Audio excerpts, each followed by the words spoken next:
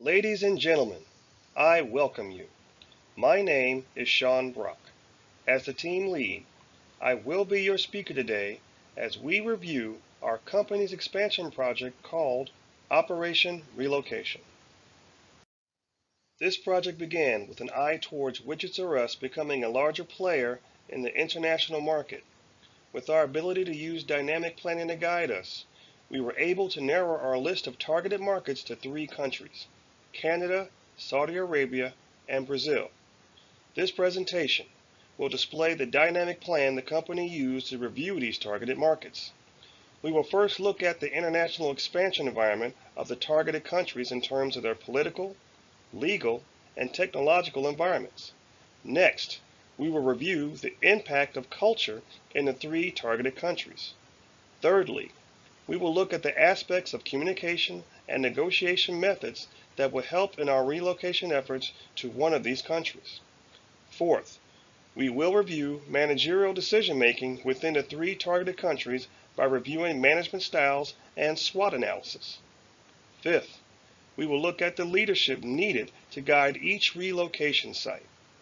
Lastly, we will sum this information up to provide to you our recommendation for where our company needs to focus Operation Relocation on. By the end of this presentation, my team and I hope that the board agrees with our analysis and selection criteria used to select our targeted country. Let us begin. Let's review the political, legal, and technological elements of the international environment. Our first targeted country is Canada, which is the 3rd largest country in the world. Canada has a federal parliamentary democracy under a constitutional monarchy. This indicates that, unlike the United States, the head of state is a separate person from the head of the government. This was inherited from the British constitutional tradition, which indicates that Canada is to be governed by a constitutional and not an absolute monarch. Along with their political system is a common law legal system that is derived from English law. Canada also displays a developed level of technology with the ability to support all modern forms of communication, transportation, and innovation, making the country very compatible to the United States. Our second targeted country is the Kingdom of Saudi Arabia. It is the seat of Islamic faith, making the country historically important to the surrounding nations. The political system in place is an absolute monarchy, allowing Saudi Arabia to gradually assume a leading political and economic role in the Middle East and North African region. To coincide with the monarchy is an Islamic legal system with some elements of Egyptian, French, and customary laws. Vago explains that the 4 primary sources of Islamic law are religious in nature. They include the Quran, the Sunnah, judicial consensus, and analogical reasoning.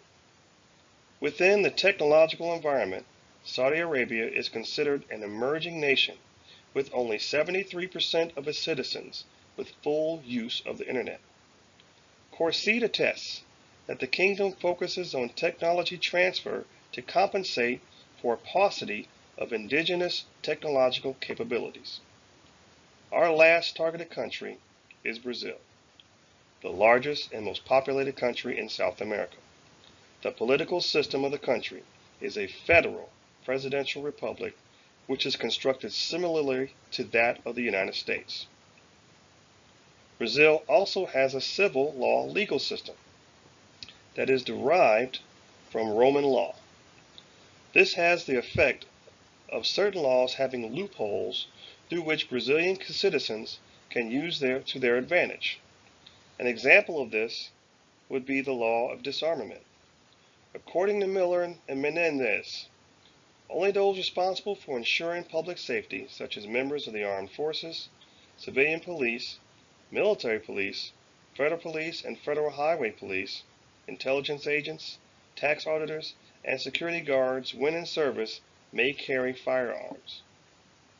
This law makes no reference to the indigenous population, only mentioning that among the civilians who may require possession are quote-unquote rural residents. The technological environment of Brazil is emerging as only 59% of the country has access to the internet. This may be in large part due to the Amazon rainforest, which covers most of the northwestern portion of the country. These are the political, legal, and technological elements of our three targeted countries.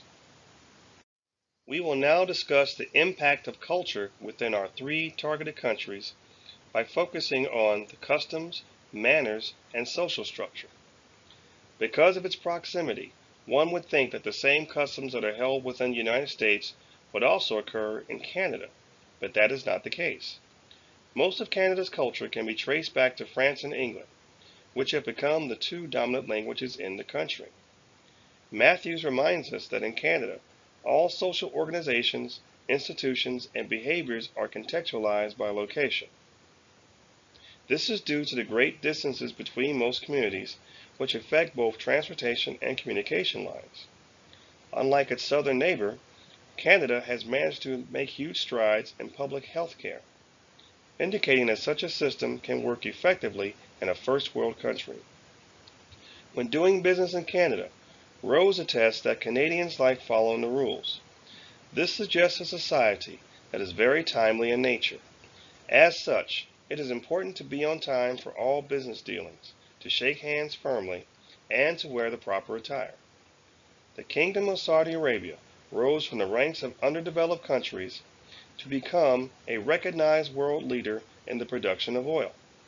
The first inhabitants of the area are estimated to have arrived in the peninsula between 15,000 and 20,000 years ago, near the end of the last ice age, with evidence found of human habitation throughout the Stone Age. This indicates that the customs, values, and beliefs formed in this area are steeped in tradition with little to no outside influence. Additionally, it is expected that expatriates and visitors should respect and adhere to these principles. Saudis place high importance on trust in business, so becoming familiar with the people they do business with will be the priority. Secondly, expect this process to take considerable time, as most Arab countries believe that Allah controls time, as opposed to most Westerners who believe they control their own time. The status of Brazil has seen a rise recently, and ultimately concluded with the country being selected to host the 2016 Summer Olympics. Visitors found a country with a diverse culture due to the ethnic and cultural mixing that took place during the colonial period. Since the first half of the 20th century, Brazilians grappled with their desire to present pure Brazilian culture and traditions while adapting European culture and tendencies. The greatest European influence is that of Portugal, the country that founded Brazil, which can be seen in its language, decentralized economy, and clothing. When doing business in Brazil, it is important to know that direct face-to-face conversation is preferred above all other forms of communication. When having a conversation with a Brazilian, expect them to be animated and engaged. Interruptions and interjections when someone else is speaking are not necessarily considered rude, as they demonstrate that you are engaged in what is being said. Finally, as appearance is a key feature within the Brazilian culture, it is imperative that one does not underdress for the meeting regardless of the weather conditions. The trust one can earn from the proper appearance is vital to completing a business transaction. The impact of culture requires great understanding, respect, and acknowledgement, which is why it was a key factor in weighing our decision regarding Operation Relocation. Now that we have looked at the international environment as well as the impact of culture, we will now review important communications and negotiation aspects that we need to be aware of. Canada has adapted many U.S. customs and communication habits. For example, Canada and the United States share a low-context communication style that indicates the speaker is sending an explicit message that directly correlates to what he or she means. Canada does have a set negotiating style in the world of business. Canadians will listen to all sides of a conversation, allowing all participants to present their opinions and facts, giving both sides equal consideration before the final decision is made. They take conducting business seriously and regularly give out business cards more so than their American counterparts. Based on these observations, business dealings with Canada will have to be more structured, yet are open to all considerations. The Kingdom of Saudi Arabia is no different than other Arab countries in the Middle East. They use high context communication style during business dealings, indicating the messages are indirect and implicit due to familiarity. As a result, Saudis will want to develop a trusting relationship, particularly with new business partners. Saudis will dedicate time, effort, and patience towards building a true partnership, so one should expect to make several personal visits to advance this process. One also must be mindful of non-verbal communications during negotiations. For example, when a Saudi brings the tips of all fingers and thumbs together and bobs the hand up and down, it indicates that one is being asked to slow down as opposed to hurrying up. It is also expected during negotiations that Saudis will defer all decision-making to their chain of command. This has the effect of slowing the process down to an uncomfortable level for most American negotiators.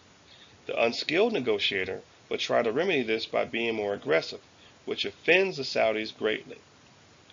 Brazil has become extremely attractive to the rest of the world with its emerging economy. They can be extremely animated in conversation and are more inclined to dress more flamboyantly than one would expect. None of this takes away from their high context communication style. Brazil's version of high context communication is effective, meaning that the sender requires the audience to listen more effectively for what is being said. Brazilians use a lot of nonverbal communication and will expect similar responses from the audience. For example, interrupting someone during a conversation is not considered rude, but accepted as engagement. During business negotiations, it is expected that prices will be inflated, as well as for the parties to spend more time building a relationship as opposed to trying to finalize a deal. One cannot use typical American bullying to continue with negotiations, but rather one should continue with conversations on sports, leisure, family, and other activities. The complexity of communications and negotiations aspects of each targeted country are diverse. Understanding them was key in our criteria and assisted in making our recommendation for relocation. The managerial decision-making criteria was also important in our evaluation process for the three targeted countries. We first divided the criteria into management styles as seen through Geert Hofstede's cultural dimensions, as well as performed an overall SWOT analysis. This chart reflects the differences between Canada and the United States. Canada has a slightly lower power distance than that of the United States, but essentially they are the same. The two countries are also closely tied together regarding indulgence. Where the two countries differentiate is individualism and masculinity. The United States has always been a nation that imposes the knowledge of being American upon other countries. Canada, although tolerant of other countries, is seeking its own identity, which points directly to its lower individualism and masculinity scores. Where Canada outshines the United States is in long-term orientation and uncertainty avoidance. With a need for applying rules to all organizational structures, Canadians can utilize long-term plans effectively. The SWOT analysis chart illustrates the strengths versus the weaknesses that a move to Canada presents. With a federal parliamentary system that has successfully implemented single-payer health care, Canada has done what the United States has yet to do. Our employees would benefit greatly from health care that is readily accessible. A downside of this would be a higher tax rate than that of the United States. Additionally, a system with the head of state separate from the head of government would make implementing any favorable policies difficult. The chart also demonstrates the opportunities of utilizing underdeveloped areas of Canada as well as expansion into another first world market. Widgets R Us can carve out a larger share of the market with relocation to Canada. The two credible threats to our move would be fragmentation from the rest of the country. Canada is the world's second largest nation by area. If we choose a location that is isolated, we run the chance of adding to transportation and relocation costs. Additionally, the threat of the United States pulling out of NAFTA looms over us, destroying 2 decades of peaceful commerce between the two countries. As you review the chart, the first thing that is noticeable is that Saudi Arabia's power distance is almost twice that of the United States. In large power distance countries, subordinates depend considerably on their bosses and rely on authority figures to make decisions. Saudi Arabia is also a country that is more family-oriented, however, that is not reflected in their individualism score. Luthans and Doe indicate that countries with a low individualism score have less individual initiative, which would tie Saudi Arabia's individualism and power distance scores together. The remaining scores for Saudi Arabia in the areas of masculinity, uncertainty avoidance, long-term orientation, and indulgence reflect the scores of a country with a long Islamic past. Recent research has shown that the cultural values in Saudi Arabia may have implications for the applicability of Western frameworks in the Arabic context, as when a Western professionalism framework for healthcare providers needed adaptations to tailor it to the Arabic context. The SWOT analysis chart reveals that Saudi Arabia has a strong traditional value system. It is also the leading nation within the Middle East. With that in mind, our negotiations may be lengthy as the Saudis lean more towards familiarity than to uncertainty. Additionally, within the region is a lot of instability regarding the regimes of other nations. Saudi Arabia appears unaffected by it, but that could change in the future. There are also opportunities in the creation of a free trade area as well as an emerging market. Both would be something that our company could take advantage of. We must also be mindful of our alliance with Israel. Abadi explains that while Saudi Arabia has joined the chorus of Arab states that condemn Israel for its occupancy of Arab land, it has carefully avoided a direct confrontation with Israel, preferring to use its ability to control oil production and its connections with the United States to bear pressure on Israel.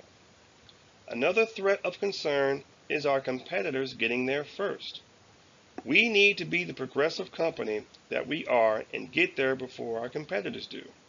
That way, our leap into international markets can be met with great success. The chart indicates that Brazil has a power distance greater than that of the United States, indicating that this country supports a more vertical organizational structure.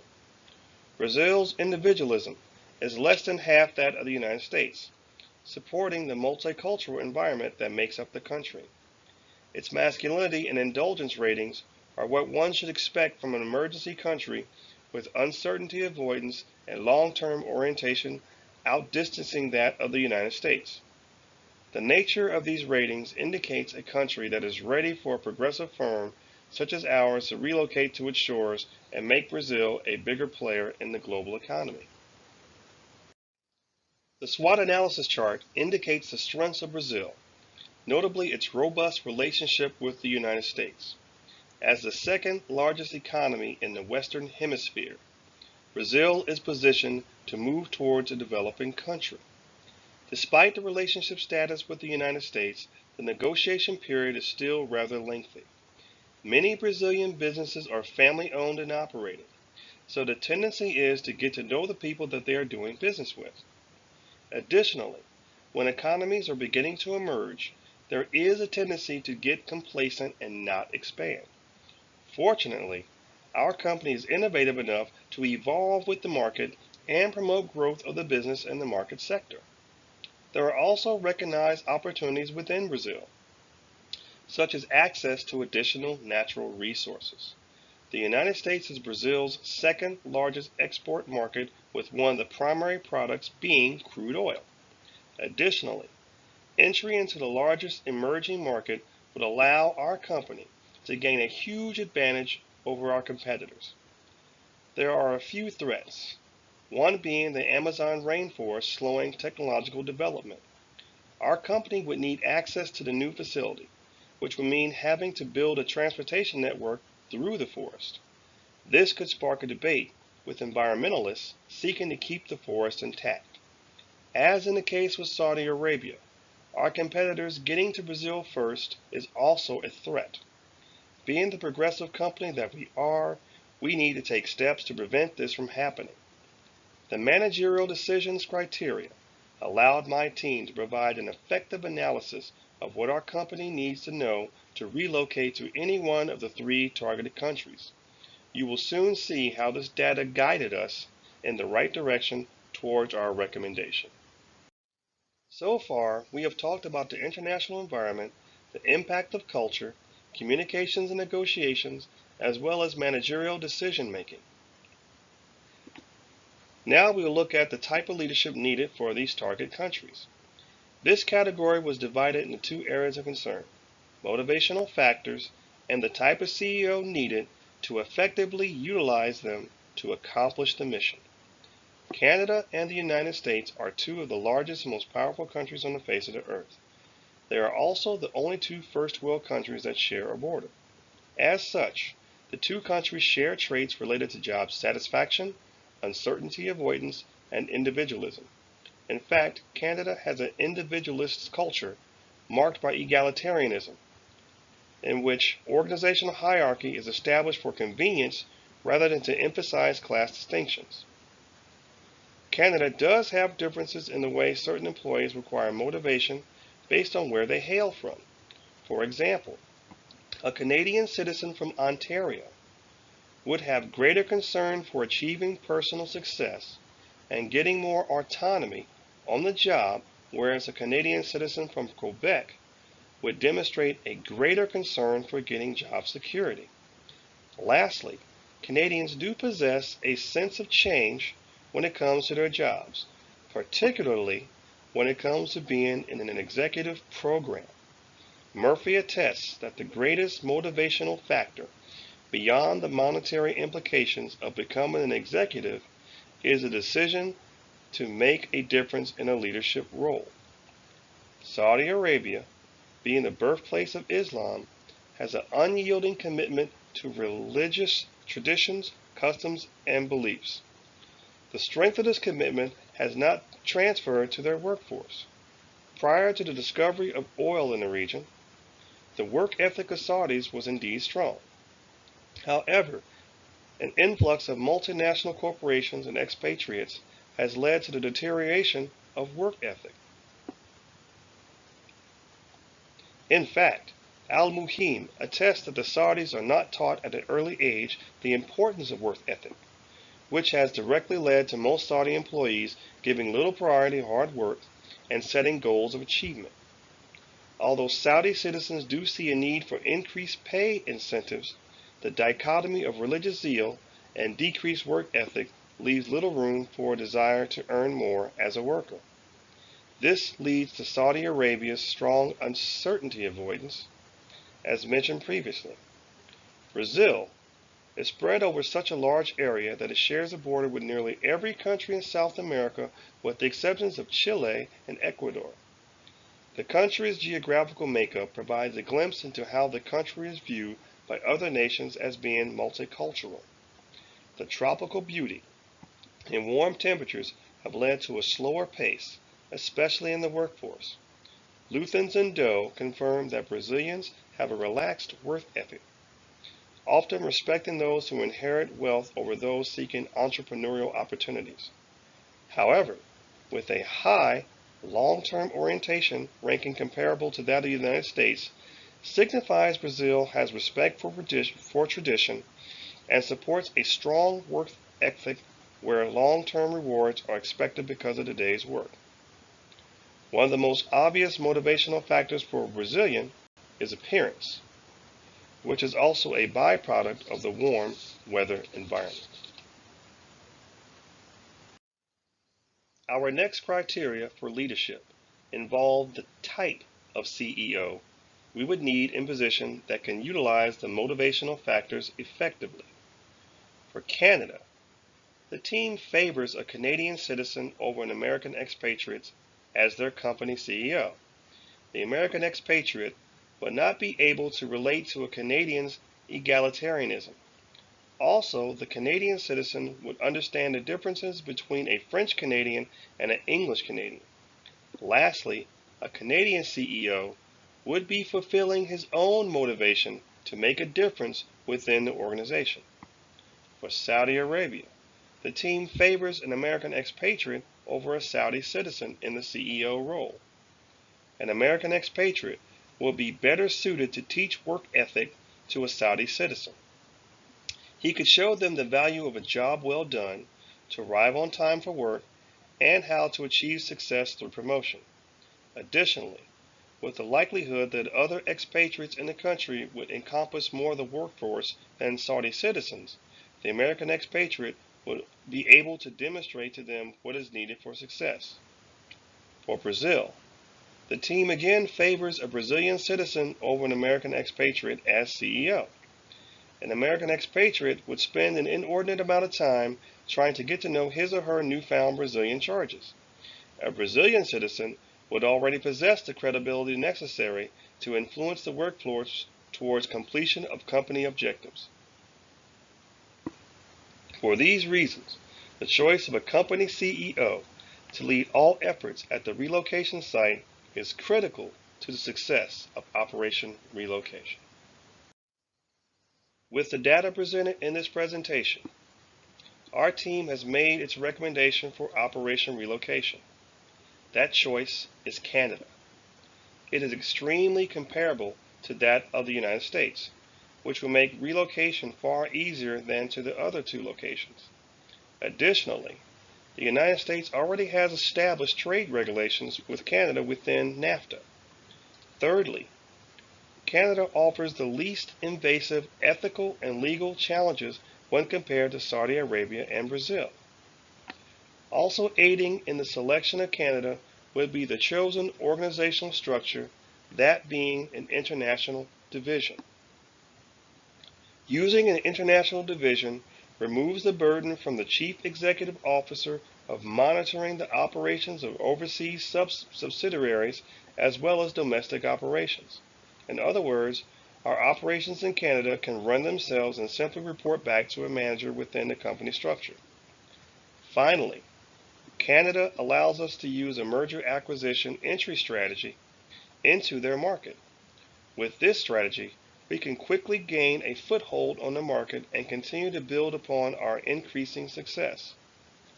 My team has worked extremely hard to review this data and did not reach this decision lightly. We can only hope that the board agrees with our recommendation.